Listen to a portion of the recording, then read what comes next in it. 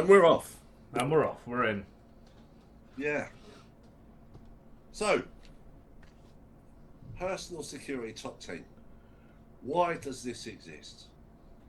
Fundamentally, there are a number of, or this specific number, 10 actions you can manage that will enable you to be a lot more secure online than you previously were. Give you a good foundation. Yeah, that's it. Yeah, absolutely a nice little foundation to build upon. Now, don't get me wrong; they are not the be-all and end-all. Security and technology are constantly evolving. Uh, Threat actors or the people who push scams, they're constantly evolving their tech. And the problem is, they move a lot faster than governments and technology providers. They're not held to account. No. So they can be a lot more progressive in how they use technology. So what is the personal security top 10? Well, the first one from my perspective, the first topic is hardware management. And what does this actually mean? Well, the first aspect is to actually understand the area in which your device works and what your device actually means when you select it. If we talk about smartphones, and that's the generic device that everyone has. Pretty much everyone has a smartphone now. Yeah. From the time they're out of a pushchair, from the time they're out of a pushchair, a lot of people get a smartphone. And this current generation, this evolving generation, they are the digital generation. They've been born with it. Yeah. Us oldies, I can't remember. When did you get your first smartphone, Wayne?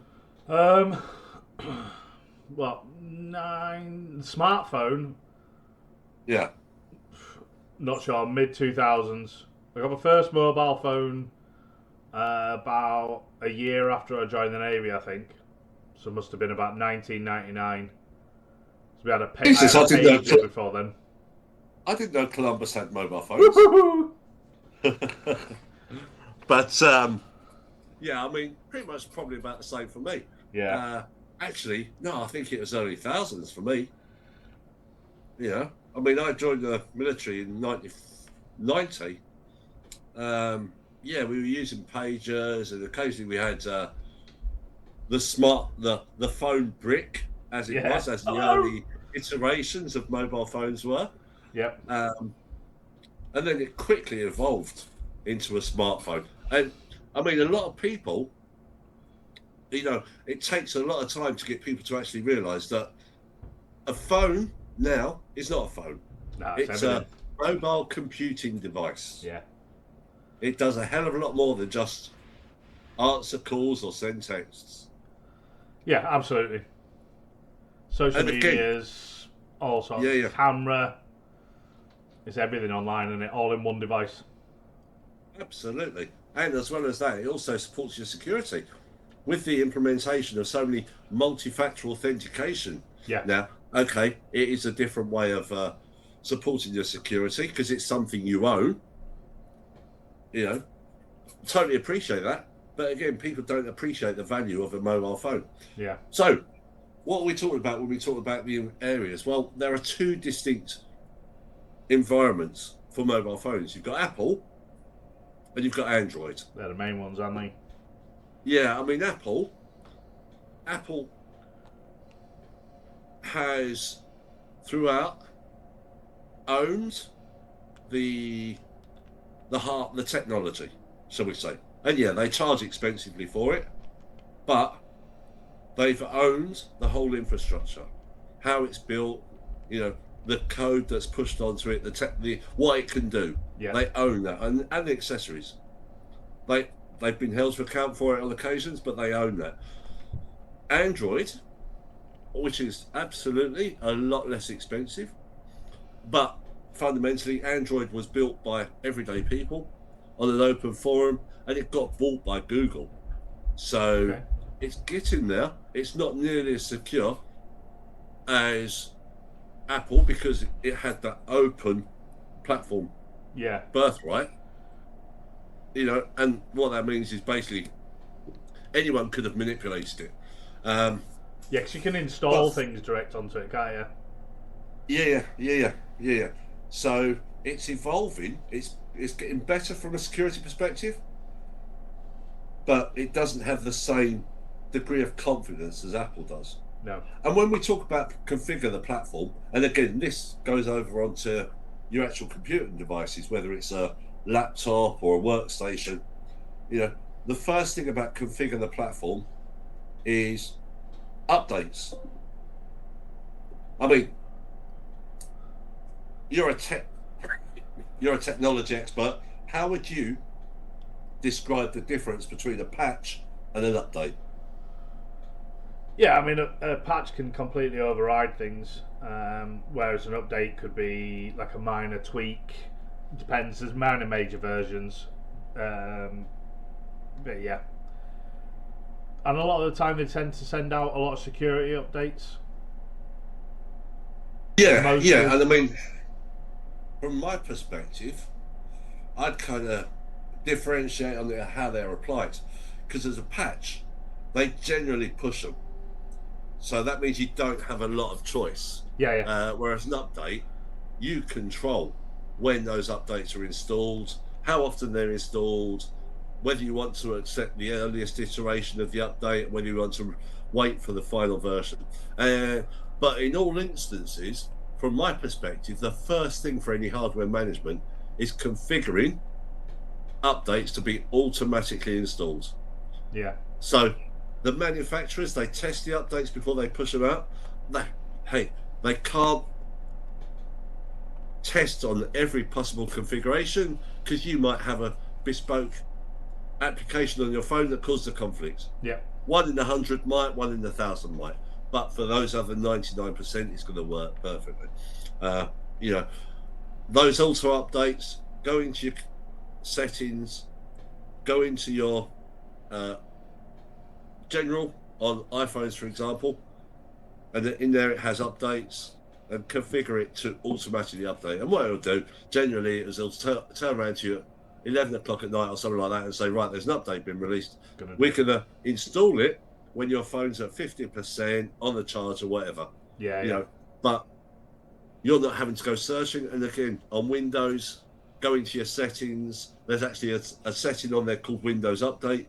Go into that, and it'll even test for updates in case it hasn't been pushed. Yeah. What is an update? I mean, from my perspective, I'd say an update is, as you say, a fix for a security vulnerability. Generally, yeah. Yeah. I mean, what you just said then about having auto updates, great for devices, not so much for websites. Oh, absolutely. A part of the issues, especially with WordPress sites at the minute, is because there's so many plugins out there. WordPress or one of the builders or a plugin might release an update that might not be completely compatible with everything that you've got installed on your website. Sometimes if you got automatic updates on, you'll may get some notifications to say website's gone down. Why? Because there's been a conflict with these updates. So it's generally better to manage updates, especially major ones, manually. Absolutely. I think there's a big one coming this week. Might be today. Not sure. For WordPress version 7. I'm expecting to note now, a lot of snags coming. Yeah. And like we said, you can install certain applications on your phone that cause a conflict, and that's exactly the same on website building, just a different perspective. And I mean, the key thing to note, everyone looks at websites on their browsers, on their smartphone. I think probably on the stats, 90% of websites are built using WordPress. So it's very pertinent. And what you're doing then is you're actually trusting the website owner to ensure that they push their updates, that they're keeping them secure. And much like you said, Wayne, you manage these websites for other companies, you will, when that update's pushed, you will check every website, making sure it's all running. If there's any conflicts, you'll dig into it, you'll look at the back ends, and you'll eradicate the how should we say, the conflict. Yeah.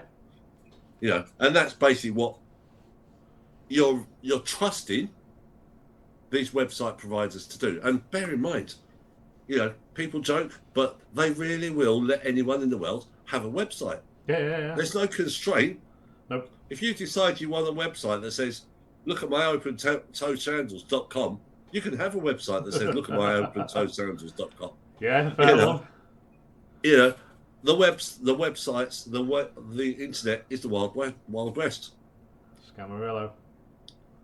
But absolutely. Go and have a look at Scam.Rangers. It's a great analogy. But yeah, so configure the platform, configure the device. The other thing you can do, and there's a number of things you can do to configure the platform, configure the device. I mean, configure the platform, for example. If you go on to an Apple device, for example, there are things now if you get unknown callers. Yeah. There's actually an unknown caller protection on there where it will almost send a voice response to the caller that says, and I do it on my phone, the person you are calling will not accept this call unless you identify yourself. Yeah. I think a lot of apps have got that as well, haven't they? With like end-to-end encryption and things like that. When you set them up properly for kids, teens, not everybody can just message you out of the blue. You have to accept them as a contact or friend before you're allowed to receive any messages from them. Yeah, I mean, my ethos is if I don't know who's calling me, I'm not going to answer. Yeah. I think that stems from military days. If it was an unknown number, it ain't getting answered because they wanted me to go in. yeah, quite probably. But it has a lot of association with scams now as well. There's so many voice scams, that are instigated from voice calls, So again, it's, hey, and if you miss one or two calls that were valid and you have they'll call you back. Yeah, absolutely. If they need to speak to you, they will call you back. Yeah. So, there's all those kind of practices as well. Build a secure web browser. Very much links to what you were talking about when we talked about website security. Yep. So, hey, and it doesn't matter what browser you use. Nope. There are so many browsers out there. By default, Windows devices will have Edge installed. Android devices will have Google Chrome installed. Apple phones will have Safari installed. These are all different browsers. There are so many more. I mean, what kind of browsers have you used in the past? I've moved away from like Internet Explorer and Edge, things like that. I tend to use Firefox and Chrome. Each have got their own strengths and weaknesses, depending on what I'm doing. So Chrome you can have a lot of Chrome extensions that check responsiveness of devices or page speeds and things like that. But it's quite bulky, so Firefox tends to be more streamlined for me. So I might do the development in Firefox and the checks in Chrome. Yeah, and Firefox is quite good from a security perspective as well. It's very tight on what it will allow you to search, on what it will return when you search. I mean, think about dated browsers. You've got Ask Jeeves and Yahoo and things like that, almost non-existent now.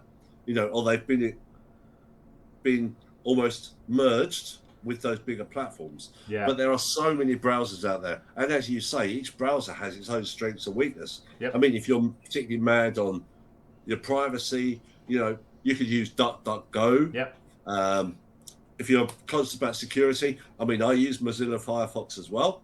I use Chrome because the other aspect is as well. And again, this is just for awareness, but each of these browsers pretty much has its own AI engine in there. Again, try them out, see which one works for you. But how do you build a secure web browser? So fundamentally, you're talking about extensions. On Chrome, you can add an extension for VPNs. Yep. So if you want to... You can add it on Firefox now as well. Oh, okay. I've not tried it on Firefox. I haven't tried it. I was just looking at it and I can see it there. Okay. So if I'm doing anything kind of sensitive, whether it's my personal banking, I only do my personal banking on Chrome. Yeah. Because it's a bit more secure. Oh, yeah. I will not use Edge for my personal banking. I only use Chrome. Yeah. Because I've tightened it up and it's a bit more of a secure browser. Shopping. I like the way Chrome validates sites as well. So I pretty much only use Chrome for shopping. But, point to note, I will never do shopping at the same time as I'm doing internet banking. That's a whole different story.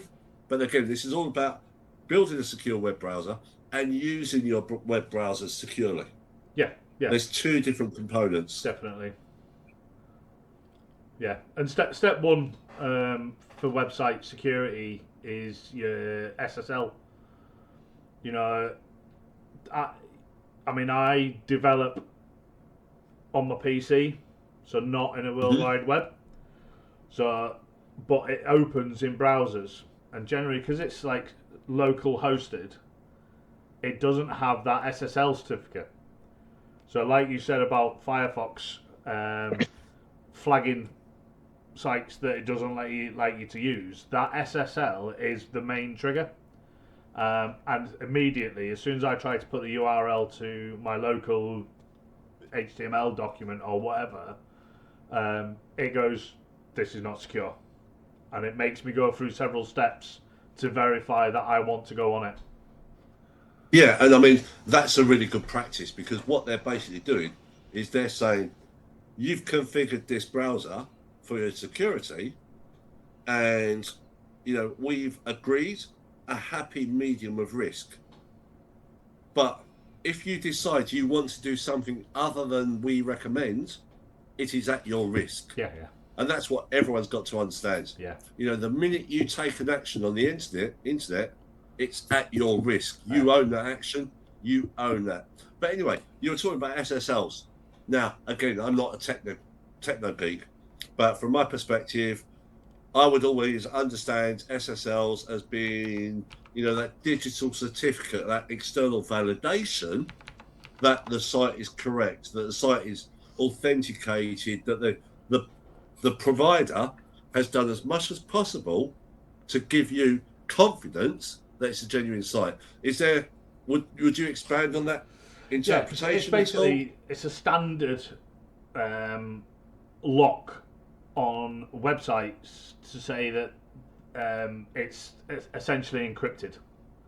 It's the first layer of security. You'll see it as like a little shield or a padlock in your, next to your URL in your search bar. Basically changes what I said before, going from non-secure HTTP to secure HTTPS. Absolutely. It's just that first layer of securing people's data when they're online. It's not the be-all and end-all. Completely agree. But from my perspective, that would be the first action. Because a lot of the web, excuse me, what a lot of the web browser providers have done now is put it in the more simplistic form. So it's like, how secure do you want to be in your browsing? Yeah. Do you want to be low risk, medium risk, high risk? And if you select high risk, what they're going to say is, okay, we're not going to restrict any sites that don't have that secure layer that have that SSL. If you want to be medium risk, we will maybe let sites that have an SSL that's maybe within a month of that expiration. If you want to have low risk, we're only going to push sites that have an SSL with no. It's like traveling on a passport. Yeah. You can't get into certain countries if your passport's got less than 6 months remaining on it. Yeah, it's a lot. Most of them now, isn't it? Yeah, so there's different. This security mechanism is applied just in different ways. Yeah. So that's building a secure web browser. And the main thing is, every web browser has its own strengths, has its own security features. Ideal, go on the internet, go on the web browser, doesn't matter which one, and do a comparison of web browsers for what you want. Yeah. If you want to use it for shopping, if you want to use it for personal banking, if you want to use it for social media, each web browser has its own strengths in each area. And then just look and again do a search, how to secure the web browser. Yeah, definitely. And again, it'll guide you. It's all available. All we want to do is just raise awareness that it's the best action. Absolutely. And then manage the home network and Internet of Things. Well, Internet of Things, home network, there's a basic action which I would always advise. So every time you get a new piece of technology that requires a user account or a password, or requires any kind of security to access it, it's going to have a username and a password. Yeah. They're getting better. I remember getting, a router many years ago, and I could go on the internet and say, what's the default passwords and username for this router? And it'll tell me the default username and password that the manufacturer's built in every one of those router devices. So I could go to the other side of the world, access someone's network and log into their router. It's getting better. Yeah, absolutely. But the first action for any technology, especially Internet of Things, will always be change that default username and password. Yeah. 100%. It's only secure. Yeah, it's only secure as long as only you know it. Yeah, The manufacturer has a list of all the passwords. And there's so many avenues to get into things now. Whilst everything goes through your router, you've got access to live internet telly. All devices like the Alexa apps and all the dots and all this sort of stuff are all potentially vulnerabilities. Yeah. And they're always listening. Manufacturers will do what they can to fix those vulnerabilities. But again, they've got to understand what the threat is. Yeah. They've got to analyse their threat. They've got to understand how to fix it. So it's going to take them time. So, I mean, when we talk about managed the home network and Internet of Things, again, all about passwords, really strong passwords. Don't use admin as a home network identifier. On your smartphone, don't have it as Graham's mobile phone. Yeah. As much as possible, use anonymous usernames. Less hard for people to identify it as being yours. Yeah, definitely. Other things you can do on the home network. Well, something you can do on the home network, which is really useful as well. You can actually define what the home, what can be accessed on the home network. So, yeah, and hey, times, you might, especially with kids, cut off at 9, or you can't watch certain things, you can't access certain apps. That's the one. That's the one you can prevent. And you can put any kind of configurations on there, and I'm not suggesting people want to. You can restrict pornography. Yeah. You can prevent them from accessing gambling sites. Yep. You can even configure certain devices to not be able to access anything other than potential certain streaming services. Yep. if you don't want your child to watch anything other than, I don't know, BBC Kids channel, Yeah. you can restrict their device to that. There are so many things you can do. And I mean, always the challenge is don't try to configure your router until you've fully explored what it can do and what you're trying to configure. Yeah. Because Yeah. you could break it. But, Definitely. and always, if you're going to do anything like that, as much as possible, do something called a backup before you do it. Because if you break it, you restore to the backup, and it returns it to how it was before you changed it. Before you start prattling. Yeah. So, I mean, those would be the key things I'd say from hardware. I think so. You said about Alexa. Here's a interesting point for the day, and I've got Alexa here. Pop quiz: how much of your conversation in the home does Alexa listen to? I reckon loads of it. My missus is constantly like walking past the devices and my mobile, and she's like, "Holiday to Zanzibar, holiday to Maldives, buy horse stuff."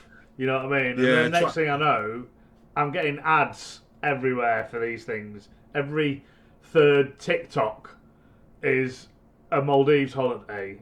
Every ad in Facebook is a Zanzibar holiday. And it's like, she's definitely manipulating them.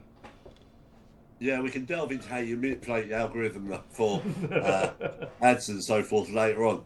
But the key thing is, and this is what a lot of people don't realise, if you've got any kind of voice-controlled device in your home, it has to listen to 100% of what you say. Yeah.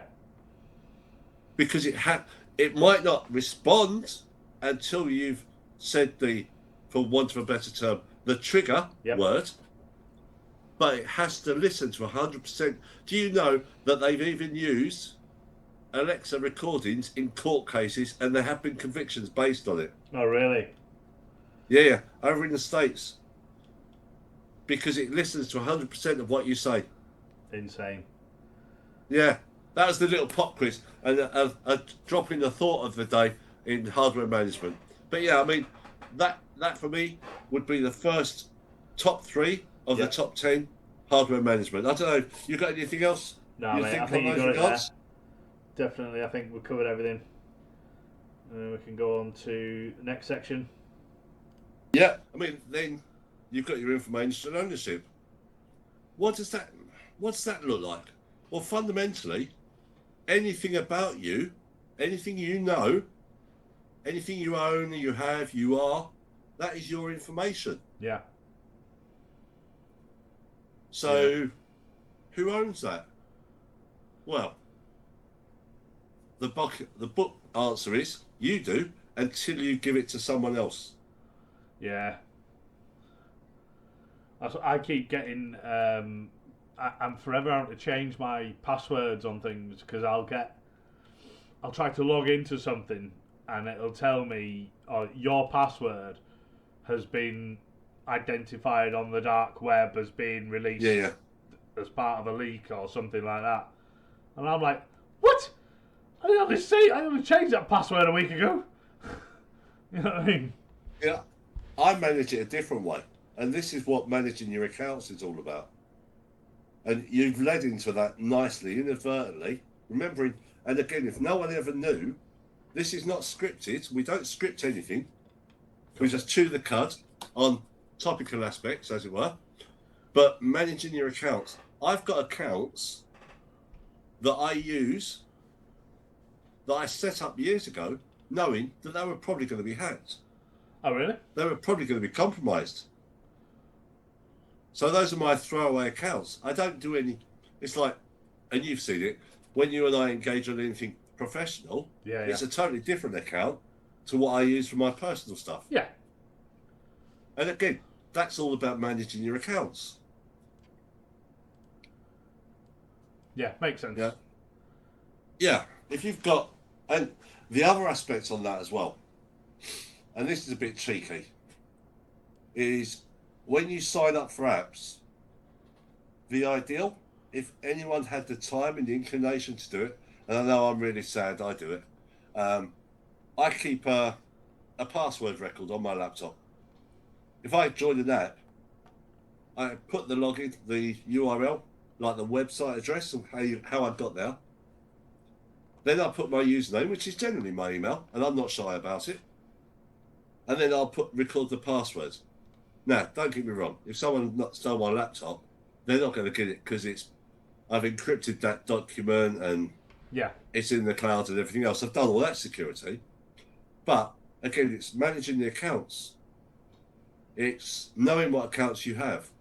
Because the other thing you'll do, and we spoke about phishing, we speak about phishing all the time, you'll invariably get an email from a random application that says, this is your account, you haven't accessed it for a while, just reset your password here, or something like that. That could be an approach. Yeah. Now, if you know you've never had an account with them, not a drama at all. Yeah, yeah. But if you haven't kept a record and you click on it, there you go. Whole world to hurt. Yeah, absolutely. I had one a couple of years ago, I think it was. What was it for? I think I was trying to buy something. And it might have been a software or something like that. It was when I was first starting out.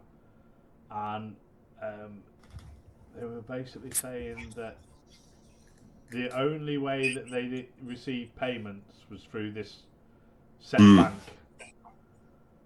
And they sent me links and said, "Oh, if you log in, create accounts with this, you'll be able to transfer some funds." I don't follow links. You know, Yeah. I will literally type things in the browser. I'll check them. You know, fortunately, I have like Norton 360 on my PC, which flags up anything that's dodgy as well. And whilst we were in the conversation, I created an account on the actual bank to try and see what would happen. Nothing got flagged up. I checked the domain name, you know, when it was first registered, and did all the normal checks, blah blah blah. And they were basically like, "Oh, so have you managed to create an account?" And I was like, "Yeah." They're like, "Oh, we can't see it." Oh. And then they were like, "Oh, are you able to transfer funds?" I was like, "Nah, mate." You can't see it because it's on you're looking on your clone domain as opposed to the actual real domain. Exactly. And yeah, I am not stupid enough.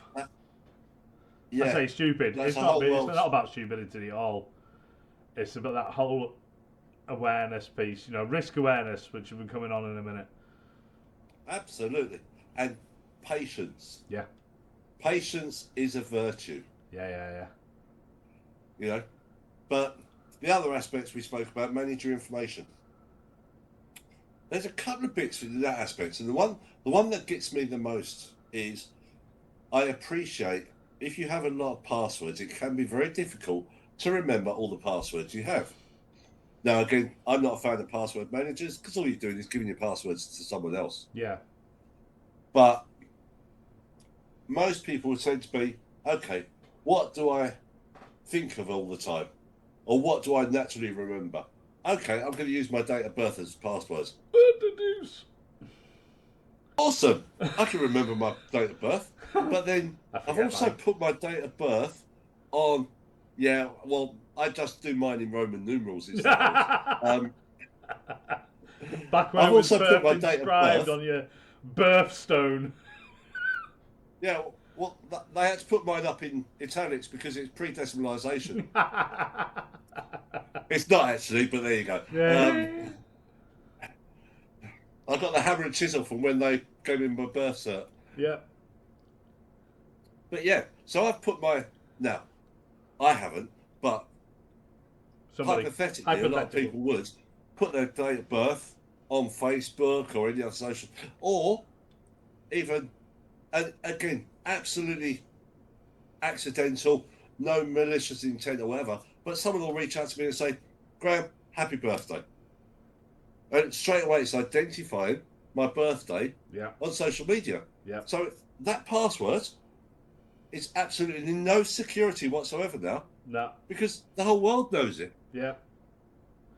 Same with people who use kids' names or the dogs' names or the cats' names. You know, a quick search on a lot of social profiles for people who are active anyway, especially, and you'll be able to get a potential list. Well, at the end of the day, if you've got 500 people doing that, and they do these searches and only get 5 hits, they're happy. They need to get 1 hit to be happy. Oh yeah. You know, and there's the other one, the great traditional ones. I've lost my passwords, so let's go to our password reset. Okay, password reset. What is your maiden name? Hey, isn't that on my Facebook profile as well? Oh. What is your mother's name? Hey, isn't that on my, you know, again, if you're going to use any security information for a security function, Yeah. keep the information secure. A lot of browsers and things like that now tell you there have to be a certain amount of characters, Yeah. upper and lower, special characters, you know, to try and avoid those kind of simple passwords. But then it comes back to, you know, unless you jot it down somewhere. Absolutely. And I mean, that tip that you've just given there, which is absolutely excellent, a lot of people think, well, that's so complex. But it's not. No. If you've got an S in your answer, well, use Shift 4. Replace it with a dollar sign. Yeah. Looks exactly the same. Or replace it with a number 5. Looks exactly the same. Yeah. If you've got an O, replace it with a 0. You know, just simple things like that can help. Yeah. But here's an interesting one for you. I mean, that's only a certain amount of security, isn't it? Because, like I said about my stuff, you know, my passwords are huge. The chances of somebody stumbling across them are slim to none. But we've got so many data breaches. It's unbelievable. So, like, I'm actually gobsmacked that my passwords have been found on the dark web. Yeah. Because they're not guessable. Somebody somewhere has messed up and released that information. And you're talking about that. This is not a technical tip. No. But it falls within the technical remit. I pretty much make sure I have a comma in every single one of my passwords. Why? Because a lot of the passwords shared on the dark web are shared on Excel files. Okay. In CSV format. So, yeah, so it struggles with comma separated. Yeah, so if you put a comma in your password, it kind of loses the identity of your password, the structure. Yeah, because it breaks it down. In the comma separated values. Clever. Which is the CSV format. Yeah.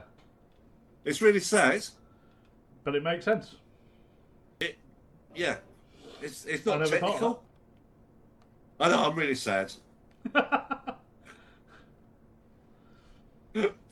But again, passwords do get compromised.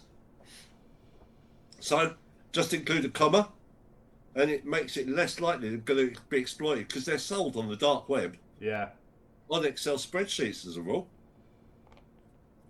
Because they're easily manipulated. Yeah, so that's just a couple of managerial information ownership. And the whole thing about it is,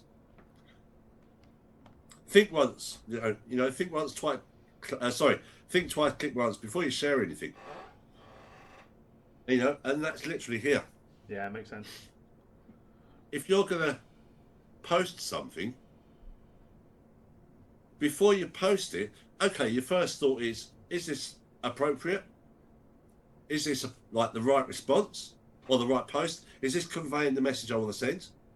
But the other thing to think about, and this is why I'm saying think twice, can the information be used against me? Yeah. Can it be exploited in any way? That'd be my key message. So we go on holiday every blue moon, once in a blue moon. My wife absolutely loves taking photos, Wayne. I think last holiday she took about 3,500 pictures. She didn't post a single one until we got back. Yeah, and you know what?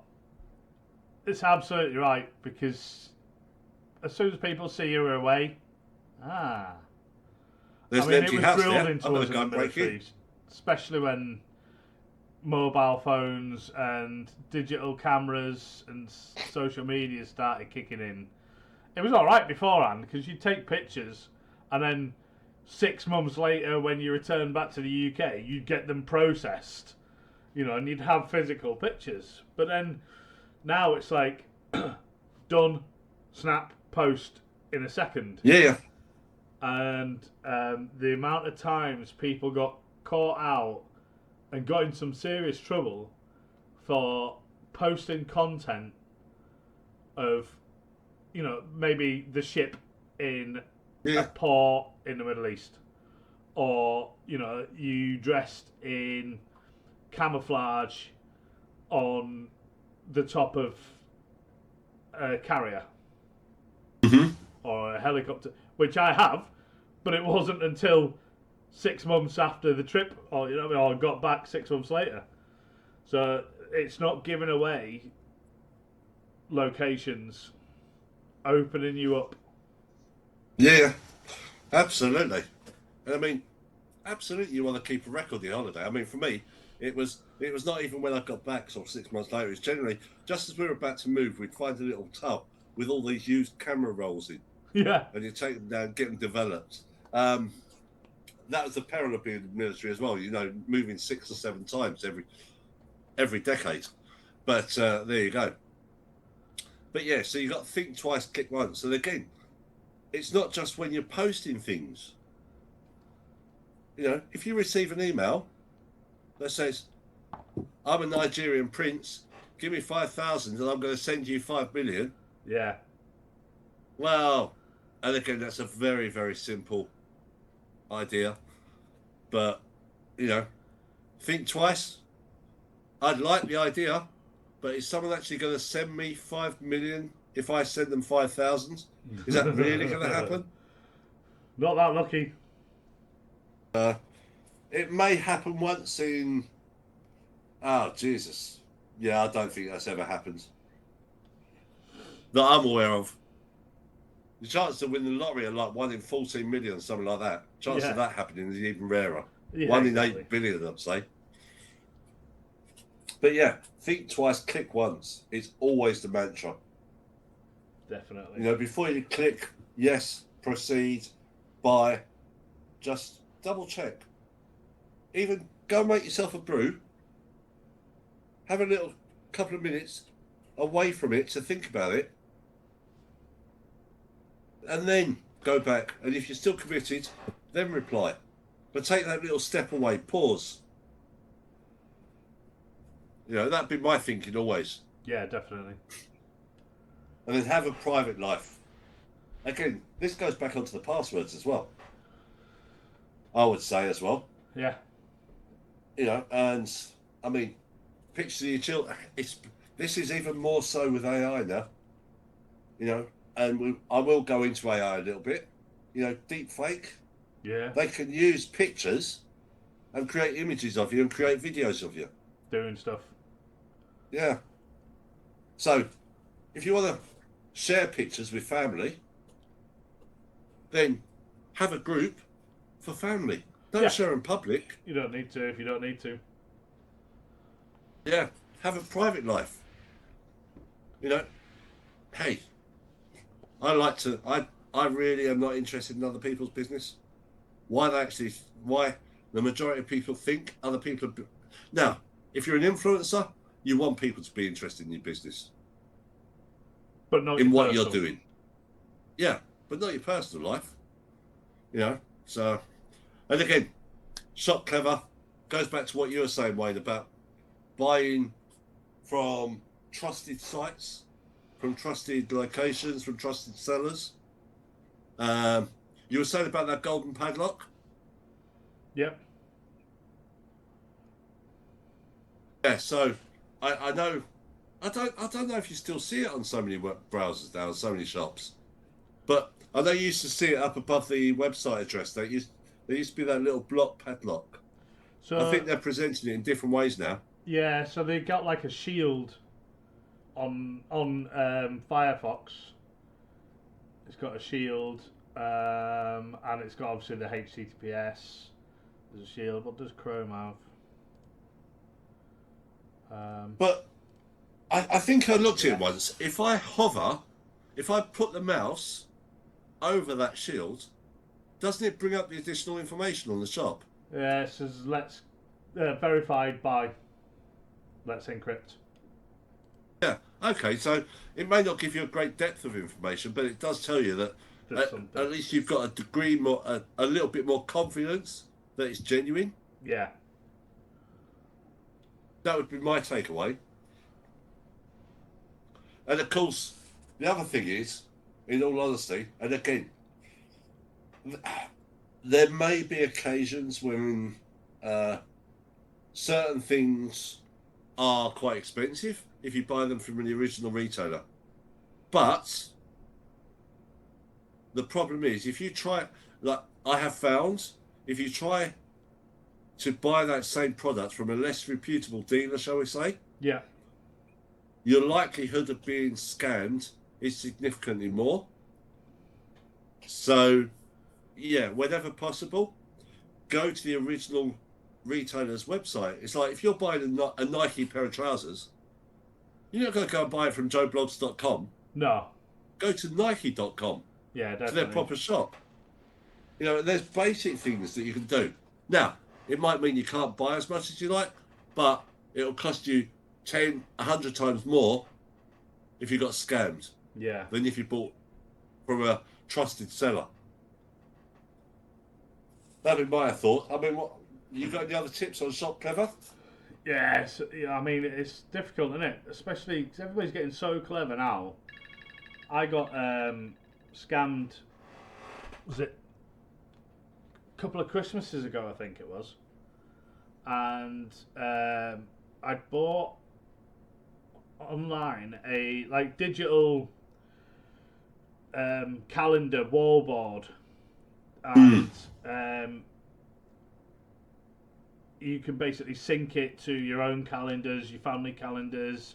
You know, you can Okay. put jobs on there, all that sort of stuff. And I bought it for Jem for Christmas. And after like 6 weeks of waiting, I still didn't have anything. Yeah. And I paid for it through PayPal. Okay.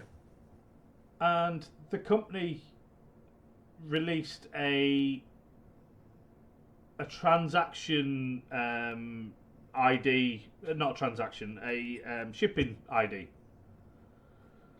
and basically it wasn't a real one, but because there was a Okay. number there, PayPal Yeah. wouldn't chase it and refund. Right. Okay. Now, I mean, there's a couple of things you bought in there.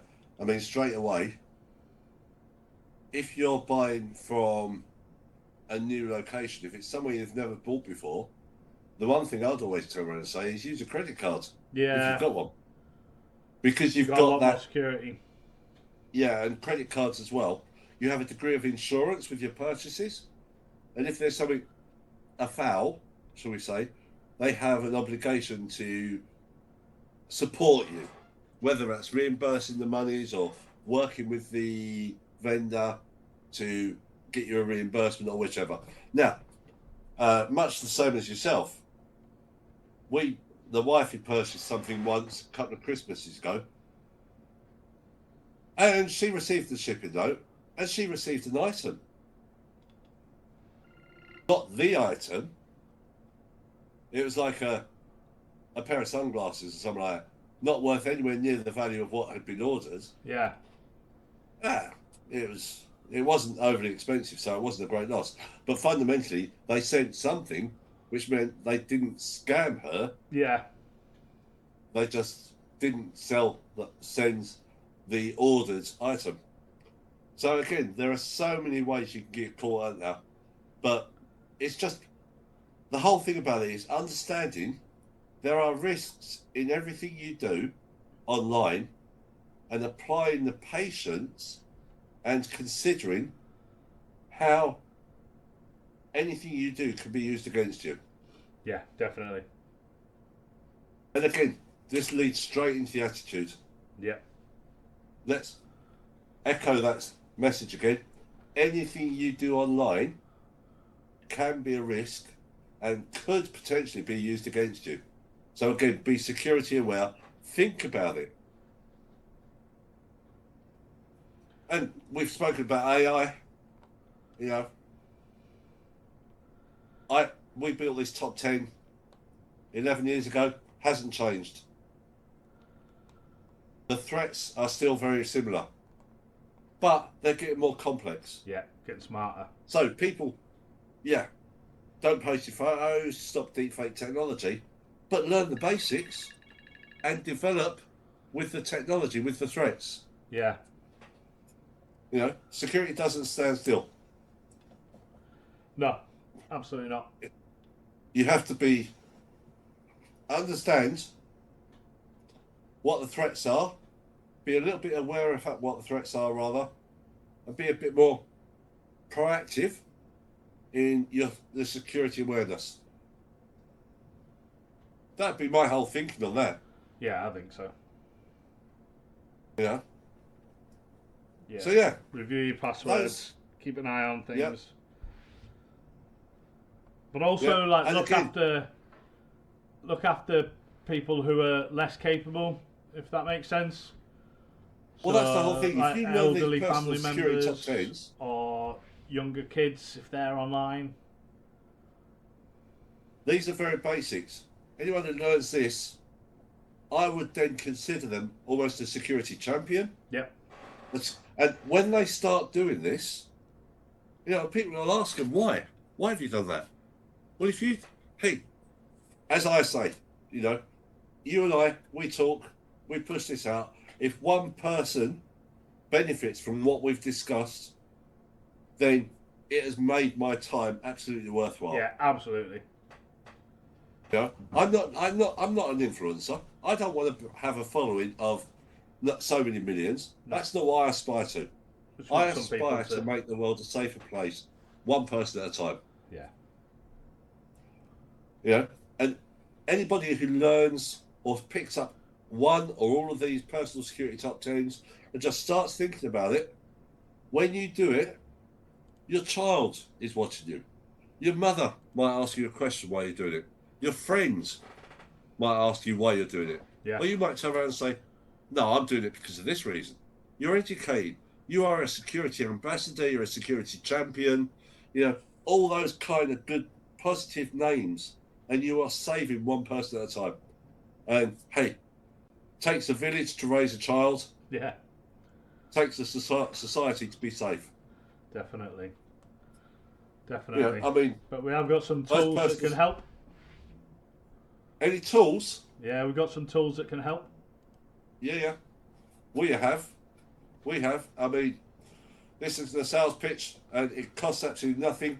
But you can go on Surf Safer online, go through Cyber Guardian, and you can actually start to understand your risks. You know, you can do your free evaluation on there, and it'll tell you whether you're likely to be attacked or how likely you are to be attacked. You know, that's Surf Safer online. And again, it's a nice, safe, straightforward mechanism.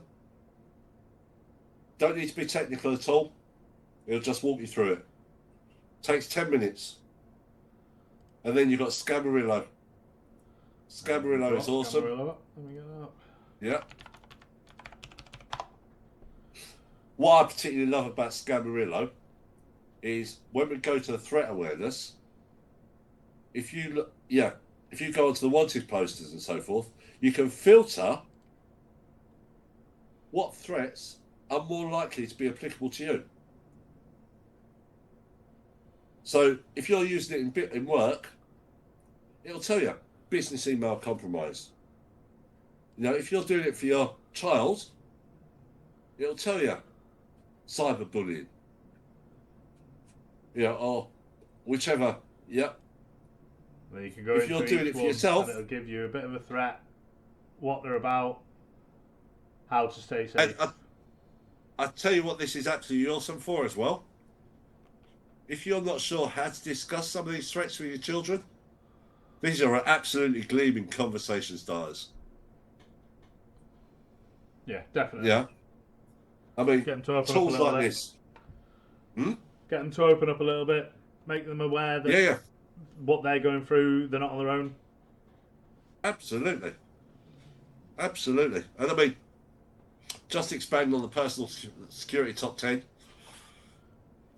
everything on the internet is indexed.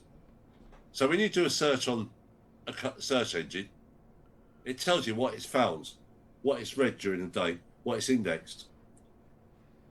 Not a bad idea.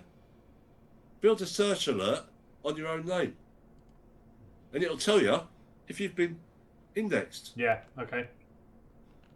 Good shout. No, that's been awesome. Yeah, it was good, that. Yeah. Happy with that? Absolutely. Are we still recording? We are still recording. Okay. Well, I think that's more than enough for today. If anyone's head isn't blown, then we're here next week. Yeah, give us a scream.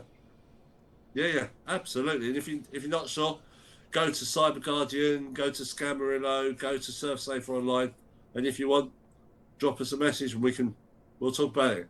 Absolutely. Cheers now.